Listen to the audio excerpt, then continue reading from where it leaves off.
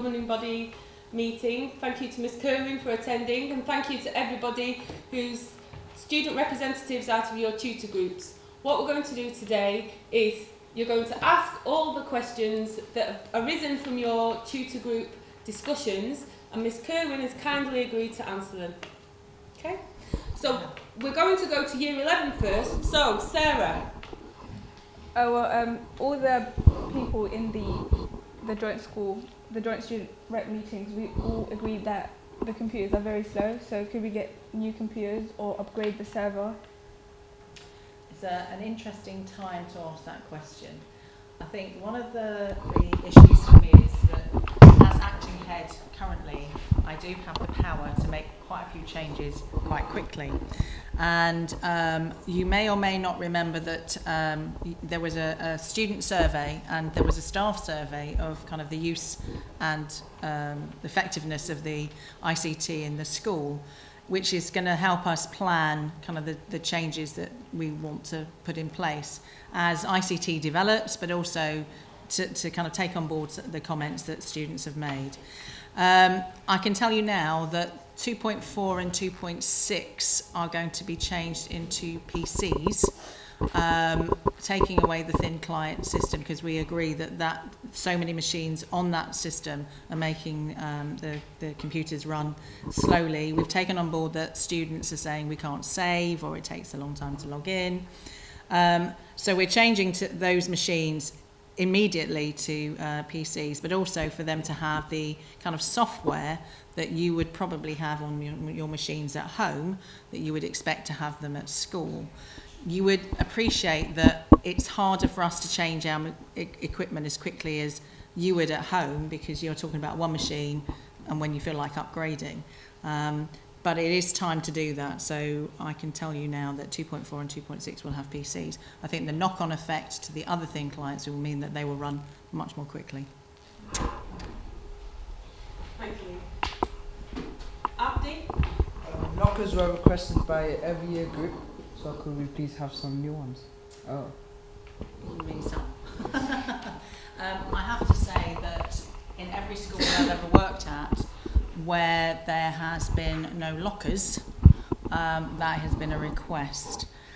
The difficulty we have at George Mitchell is, you tell me where you think lockers could be placed to enable you to, okay. And I have to say, when I was a youngster with my bag, we had textbooks as well. So I think actually as students, you don't carry as much as I used to. It's probably I've got a bad back, but that's another story. So the difficulty we have is where we would put them. And also my concern again would be that I would not want people to be missing being able to get through gates because they've spent a long time at their locker. But that would be an issue that I could deal with. The problem we've got is where would they go? I would be interested at another meeting for you to discuss where you think lockers could go. So my initial answer is unfortunately not. But I'm open to you going back and having a think, because I'm a great believer that in most cases there is a solution to any problem. So if you think it's a problem that you don't have lockers, come up with a solution as to where they might go.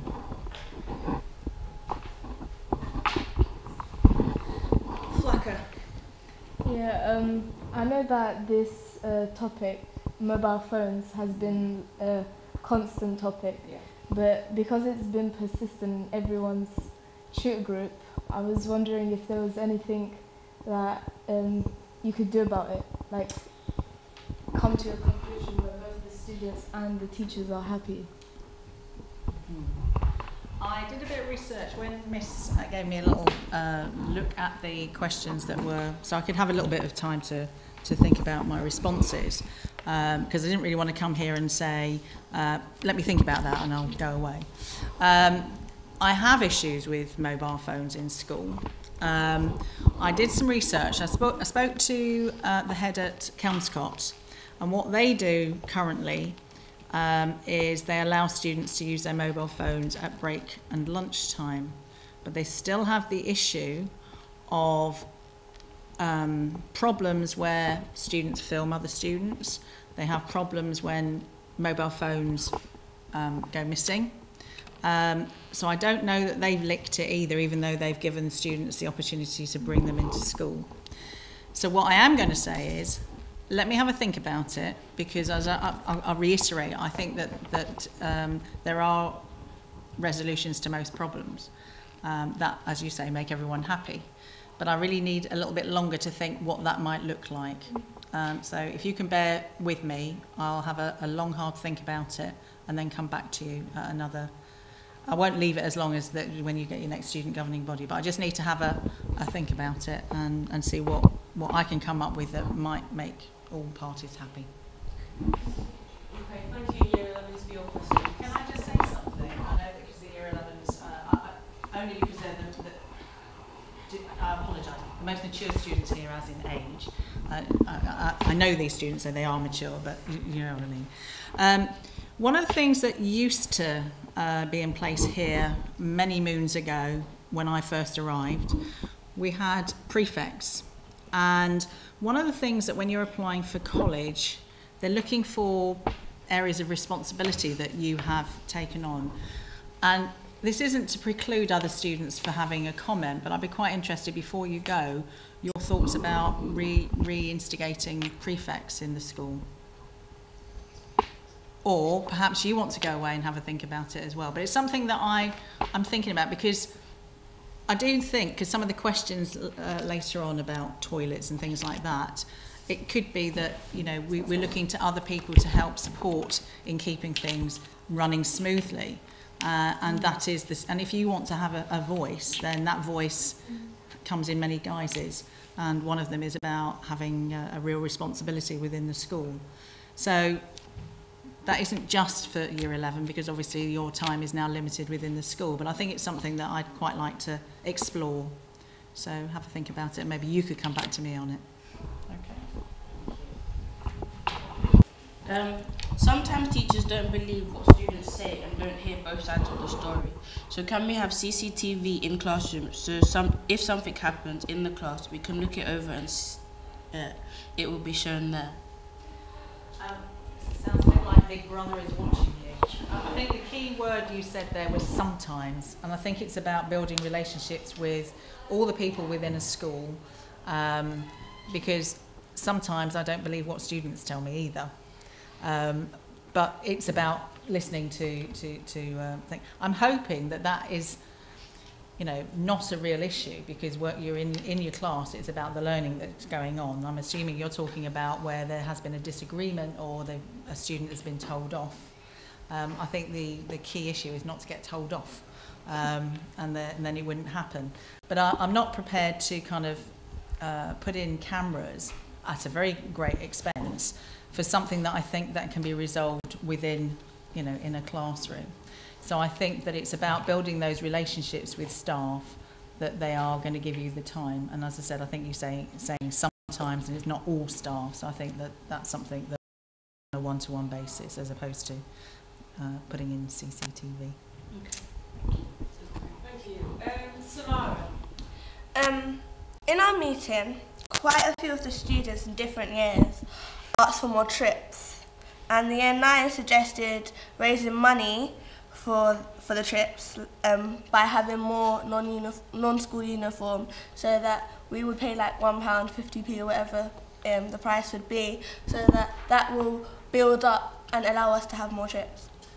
I have to say, and I'm sorry I didn't ask Mrs. Smith to bring that information, but compared to most schools, if not all schools in this local authority, we actually provide a lot of educational trips, and I'm sure she can confirm that. If you're saying these are kind of trips for entertainment, like going to, I don't know, ice skating or something like that, we really kind of do those at the end of term when we do activities week. The main reason you are here, and it's not the only reason, but the main reason you are here is to achieve as a person, achieve academically. If we think that, and a member of staff, I mean, I get asked weekly for trips to be organised, and it's very rare that I say no. So I think that you have to kind of re-evaluate what the trips you were asking were for. And if it's for fun, then I think that's got to be something that's done in your own time. So I'm sure there are members of staff that would coordinate something on a Saturday or the weekend or in the holidays if they had the time to do that. But if you're saying we don't have enough trips through our subjects, I'm not sure that is correct. George? Can we have more food from different cultures in the canteen? I can't see that's a problem. The only thing is that we are not the employers of the catering company, but I can certainly talk to Naz, our chef, the leader of that area, to speak with the catering company. I suppose what I would need from you is, when you say from different cultures, do you mean from cultures within the school, or do you think, that you're looking for a particular? I think that the suggestions might need to come from you, and they might say, yes, we can do definitely these, but we wouldn't be able to do these. So I think that you need to come back to me with the kind of suggestions that I can take to NAS to say, this is a request from students. We'd like to have more cultural cuisine, and I don't see that there would be a problem. I think they just need some guidance on you what that might look like. Okay? Okay, and finally from year 8, literature. In the summer, can we wear shorts? Your question said sensible shorts. Sensible shorts. Right. The uniform policy doesn't permit that at this moment in time. And when I saw the question, I think, well, sensible to one person isn't sensible to someone else. And I wouldn't want to be having disagreements with students about, well, that's a very short, and that's not really appropriate. I would love to have a uniform myself, so I didn't have to wake up every morning thinking, what on earth am I going to wear today? And also have to have 2 sets of clothes. So the answer is I'd have to think about it. We are a very culturally diverse group of students and staff, and I'm not sure all of the students from their cultures would be allowed to wear shorts anyway. But it's something that I would need to look into. Okay. Thank you, year 8. Okay, year 7s, we'll take your questions now. So I think it's Edward. What is the point of tickets at lunch? Okay, there are several reasons. One of them is actually to monitor how many meals are taken. So there's a kind of a backup. They obviously count the plates that are delivered, that are used. They also take, for free school meals, students' names, but it is a way of monitoring how many meals are taken. But it is also to try and have an orderly, I'm not saying it always works, but an orderly entrance through and into the dining hall, because we would have all of you complaining, and you know that we spend an inordinate amount of time saying, what's your number, because if you've queued up, you want to be in that position when you're picking up your food. So that's why we say, hang on a minute, you've pushed in. And students are, will obviously, so-and-so is just, trying to move in. But it's a way of checking that is, rather than someone saying, well, I was before them. Actually, there's proof where they should be. So that's the reason. Okay. Edward, wasn't there another part to that question? Why do teachers go before us at lunchtime? You've forgotten that part. Sorry. That's all right, missed. That's okay. I was kind of expecting. That's why I hesitated when the question was short. Once again, staff are here for a very long day. I think that there aren't many privileges you get in the teaching profession, and I think if you're able to get your meal and get on with whatever you're supposed to be doing quickly, then I think that's acceptable. As long as they're not rude when they're pushing in. Thanks, Miss. Zarina. There have been a lot of reports about horse meat in the news. Does the school have horse meat in it? No. And I can say that because if you go onto the school website under the news, we have, I've got a copy here, a letter from our catering company clearly stating that we do not have. Would you like me to just quickly read it out to you? Yeah? Dear head teacher, recent reports in the press over contaminated meat. We are aware of the recent reports in both the press and television concerning the investigation of finding horse and pig meat in retail beef burgers, horse meat in Findus beef, lasagna, and also traces of pork in some halal products supplied in the Ministry of Justice. We wish to assure you on the position in respect of the meat produce used by Waltham Forest Catering in school meals provided to your school. Waltham Forest Catering prepares over 90% of all school meal dishes from raw produce, including beef burgers, lasagna and bolognese sauce. In other words, they make the beef burgers. They don't buy them in. They make them from the meat. Okay. As a precaution, we have contacted our suppliers and they confirm that no products are secured from the suppliers named in the recent investigations. Copies of their statements are attached, so we had those copies with the letter, and they will continue to monitor the situation. But that is on the website so that your parents and carers can see it, you can see it, but that's just to confirm that we did ask that question to make sure that it wasn't the case, and I can confirm from this that that's what their response was. Okay? Okay. Thanks for that. Edward, we're back to you. The last question: Can we bring hats in if it's cold? Yeah. The school uniform policy is about caps, and I appreciate that this is British weather, and British weather is unpredictable, and when it's cold, it is really cold. So I don't have a problem of people bringing in hats, wearing them to school, taking them off as they come through the gates and they go to their lessons. They're not worn around school, but if in the playground your ears are starting to go a little bit red, I don't see a problem with a hat, a woolly hat being put on. Okay? So that's my stance. Okay, now we're going to take questions from year 10. So we're going to start off with Fidosa.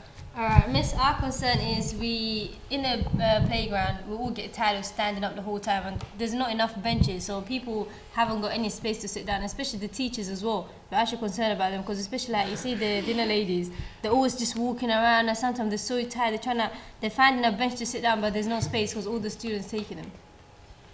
Well, if I come to the dinner ladies first, actually it's their job to walk around, so I would prefer them to be walking around to make sure that everything is running smoothly. Right. But I understand your concern about the seating. Yes, we'll look into that. I just have to be very careful that, as you know, that it's not only a playground at break and lunchtime, it's also a sports facility. Mm-hmm. And we have to just make sure that when students are playing games like football on this particular space here, that when they run off, they don't run into something that's going to cause them a problem. So it's about where they are put as opposed to whether they're going to go in. So yes, I can say we will put some more benches in. We just need to look very carefully as to where they would go. Okay. Okay. And we have that Japanese garden that we did not use. So we're thinking there's no point of it being there if no one's going to get the chance to use it. It is used more so in the summer. A lot of members of staff ask if they can go and deliver their lessons out there. My concern is a health and safety one, because I have to say that the behaviour of students in this school in general is exceptional, and I've been into a lot of schools and I can say that with knowledge. There are a few, and the Japanese garden is full of stones, and I can just see at some point one of the students whose behaviour is not quite as good as others picking up a stone and throwing it at someone just for a joke, hitting them in the eye, and then we've got a problem. So what I'll promise you I'll do is I will look at and seeing if we could re-landscape it at not too much cost so that the stones weren't there. And if that was the case, then what I would probably do is lower the fencing down so you could see into it. I still think it needs a bit of fencing. And then open the gate so people could go in there, I think, but we just need to be able to supervise it. And the way it is at the moment, it isn't. So if you bear with me, I need to look at the cost of changing it from stones to something else, maybe grass, cutting down the fence to half, and then I would consider opening it up. But as it stands with the stones, you know, I don't think that that's most appropriate. But bear with me and let me see what I can do. Okay? Thanks, Fidosa. Abs, you've got a question. Some students would like to compete with other schools more, maybe have more sport teams in all years or other types of teams. And like, for example, for a football team, we've got like great players that play for this football team, for example, Max, Zavada, Alex. And like other people would like to have a chance to play for the team. But there isn't like, there isn't like a policy like these guys, because they're good, they automatically go through to play. But there's other people that would like to have that opportunity. So I was thinking maybe like a B team for them to start their own league and stuff. And why do we have a small number of teams? So there are several questions relating to kind of PE which we've touched upon, table tennis. I know there was a question about swimming as well, and I think that we do need to have a chat with Mr. Collier here as the head of PE, because I think that he would need to have some kind of input, and there might be a reason that he has that I don't know about. I know that you can only obviously put a team into a league if there is a league available, and in Waltham Forest I don't know if there is a B league, so we would have to check about that. Yeah, no, I'm saying I don't know. All right, so I can't really respond to that. Again, it's about staffing, and you'll know that the PE department includes 2 senior leaders, Miss Tiddy and Mr. Marshall, whose time I expect to be working as senior leaders. So in the past they would have perhaps run clubs after school, and I'm asking them to have meetings with me, and that's my expectation. So in a sense, although it's a big PE department, it's reduced by 2 members of staff because my expectation is them for not to run clubs. But I think it's something that we need to have a discussion with Mr. Collier about, and to see what the issues are regarding clubs, or teams, should I say. You may or may not be aware that the government has now introduced the idea that there be more competitive sports in primary. So it's something that we've got to look at there. So we're actually going to even be stretching ourselves even further. So it's about whether or not we could find some coaches to take things as opposed to the PE members of staff. But it's something that we need to look at. Okay. Can we have like a football system in the playground? Because like during break time and lunch time, there's like the older years, like they don't mostly dominate over the playground of the little children, because like a little child can't say anything to a bit older kid. And like I was wondering if there could be a football system, like for example on Monday year 7, on Tuesday year 8, and then so on and so on. That's making an assumption that football to some students is more important than basketball, because I believe basketball is also played in that playground. Like a sports system. I don't know how we would manage that. Again, that's something I need to think about, because that's a real organisational,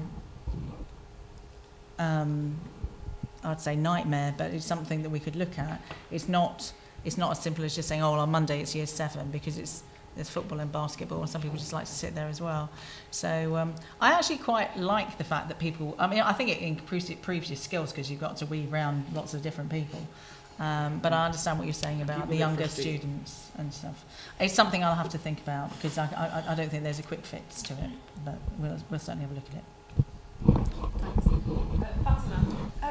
It doesn't seem like we use the media hub a lot, and when we in the form, what our suggestion was, could we have like a film club? Yeah. The answer is yes, if we can find someone to supervise. It's the usual thing. It doesn't have to be a member of staff. It can be, or it doesn't have to be somebody from the teaching side of things. It could be a member of staff. We're looking. One of the things that's stopping you using it on a full-time basis, because we did spend a lot of money in developing that, and we want to make sure we use it more regularly, is that we're trying to find a store for the steel pans. They seem to be kind of moved from one place to the other. So once we've got our head around where that could be, that will open up more to be used, and I think we want to make it into a little cinema screen, so that staff can book and use it on a more regular basis. So that is in our thoughts, but it's just about finding someone who would, coordinate a film club. So I suppose the first thing, if you think there is someone in school that you think, oh, I'll ask them, or I could make a request in a briefing, because we have briefings Mondays and Fridays with every member of staff, if there is someone that would be quite willing to give up some time to do a film club. So would you like me to do that? Yes. Okay. Last but not least, it's year 9 questions. So we're going straight over to Shazadi. In our discussion in our year form class, some people were saying that, you know, the toilet seats in the toilets, they're not good, and the doors are broken, and we want more like soaps and like better air fresheners in the toilets.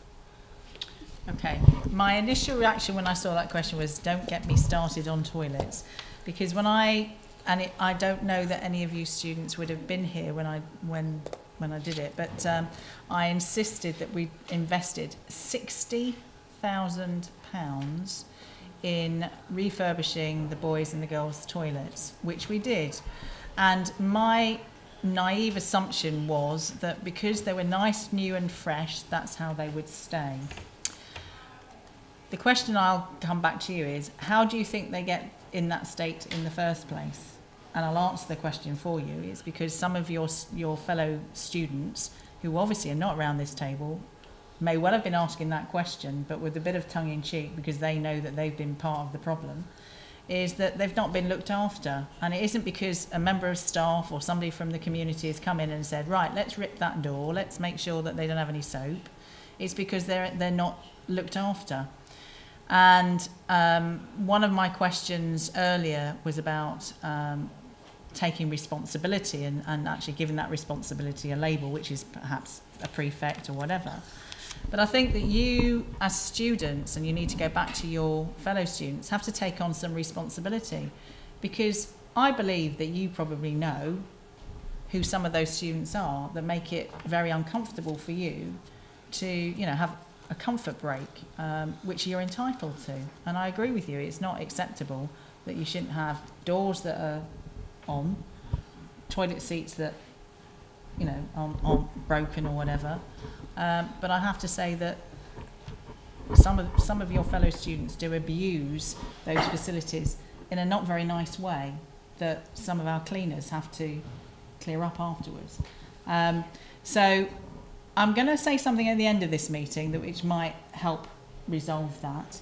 But as I said, I think that yes, we'll have a look at it again, and you're right, you should have those facilities.